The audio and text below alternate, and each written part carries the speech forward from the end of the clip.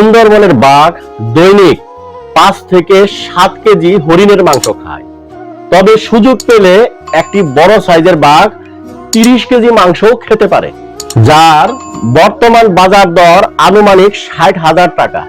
যদি গরু বা মহিষের মাংস খায়, তারপরেও তার বাজার দর বর্তমানে 3 থেকে 20,000 টাকা। অথচ বাঘের কোনো ইনকাম নাই, বাঘের কোনো চিন্তাও নাই। আপনি ভাত খান 250 গ্রাম, তার জন্য আপনি চুরি করেন, ঘুষ খান, সুদ খান, অন্যের টাকা মেরেও খান, তারপর আরো কত কিছু। ধরেন আপনার অ্যাকাউন্টে অনেক টাকা পড়ে আছে, কিন্তু আপনার শরীরে রোগ বাসা বেঁধেছে, অর্থাৎ আপনি অনেক রোগের সাথে বসবাস করেন। আপনার সন্তানেরা আপনার কথা শুনছে না, তাহলে কিন্তু আপনার অনেক দুশ্চিন্তা। বাঘের কিন্তু এই ধরনের দুশ্চিন্তা নেই, কারণ বাঘ চিন্তা করে আজকে কি খাবে, আর আপনি চিন্তা করেন আপনি 20 বছর পরে কি খাবেন। মানুষ ভবিষ্যতের চিন্তায় বর্তমান নষ্ট করে দেয়, আবার ভবিষ্যতে অতীত নিয়ে কাঁদে। আগামীকাল কি হবে তা নিয়ে আজকেই চিন্তা করে নিজের বোঝা বাড়ানো নিতান্তই বোকামি ছাড়া আর কিছুই নয়। রাসূলুল্লাহ সাল্লাল্লাহু আলাইহি সাল্লাম এক হাদিসে বলেছেন, যদি ঘুম থেকে উঠে আপনি দেখেন আপনি সুস্থ আছেন এবং আপনার পরিবার নিরাপদে আছে এবং আপনার কাছে আজকের দিনের রুজির সন্ধান আছে, তবে বুঝে নিবেন দুটো দুনিয়ার নিয়ামত আপনার কাছে এসে জড়ো হয়েছে। অতীত বা ভবিষ্যৎকে চিন্তা করে বর্তমানকে নষ্ট করা নিতান্তই ভুল। তার মানে এই নয় যে ভবিষ্যৎ সম্পর্কে আশাবাদী হওয়া যাবে না, বরং ভবিষ্যৎ সম্পর্কে তো আশাবাদী অবশ্যই হতে হবে, কিন্তু দুশ্চিন্তা করে বর্তমানকে নষ্ট করা যাবে না। আল্লাহ রাব্বুল আলামিন আমাদের সবাইকে বোঝার তৌফিক দান করুন, আমিন। সুন্দরবনের বাঘ দৈনিক 5 থেকে 7 কেজি হরিণের মাংস খায়।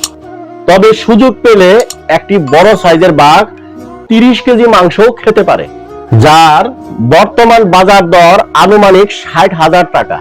যদি গরু বা মহিষের মাংস খায়, তারপরেও তার বাজার দর বর্তমানে 3 থেকে 20,000 টাকা। অথচ বাঘের কোনো ইনকাম নাই, বাঘের কোনো চিন্তাও নাই।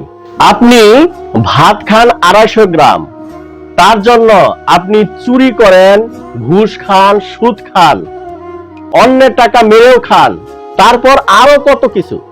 ধরেন আপনার অ্যাকাউন্টে অনেক টাকা পড়ে আছে, কিন্তু আপনার শরীরে রোগ বাসা বেঁধেছে, অর্থাৎ আপনি অনেক রোগের সাথে বসবাস করেন।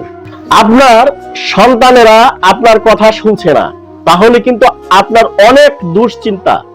বাঘের কিন্তু এই ধরনের দুশ্চিন্তা নেই, কারণ বাঘ চিন্তা করে আজকে কি খাবে, আর আপনি চিন্তা করেন আপনি 20 বছর পরে কি খাবেন। মানুষ ভবিষ্যতের চিন্তায় বর্তমান নষ্ট করে দেয়, আবার ভবিষ্যতে অতীত নিয়ে কাঁদে। আগামীকাল কি হবে তা নিয়ে আজকেই চিন্তা করে নিজের বোঝা বাড়ানো নিতান্তই বোকামি ছাড়া আর কিছুই নয়। রাসূলুল্লাহ সাল্লাল্লাহু আলাইহি সাল্লাম এক হাদিসে বলেছেন, যদি ঘুম থেকে উঠে আপনি দেখেন আপনি সুস্থ আছেন এবং আপনার পরিবার নিরাপদে আছে এবং আপনার কাছে আজকের দিনের রুজির সন্ধান আছে, তবে বুঝে নিবেন দুটো দুনিয়ার নিয়ামত আপনার কাছে এসে জড়ো হয়েছে। অতীত বা ভবিষ্যৎকে চিন্তা করে বর্তমানকে নষ্ট করা নিতান্তই ভুল। তার মানে এই নয় যে ভবিষ্যৎ সম্পর্কে আশাবাদী হওয়া যাবে না, বরং ভবিষ্যৎ সম্পর্কে তো আশাবাদী অবশ্যই হতে হবে, কিন্তু দুশ্চিন্তা করে বর্তমানকে নষ্ট করা যাবে না। আল্লাহ রাব্বুল আলামিন আমাদের সবাইকে বোঝার তৌফিক দান করুন, আমিন।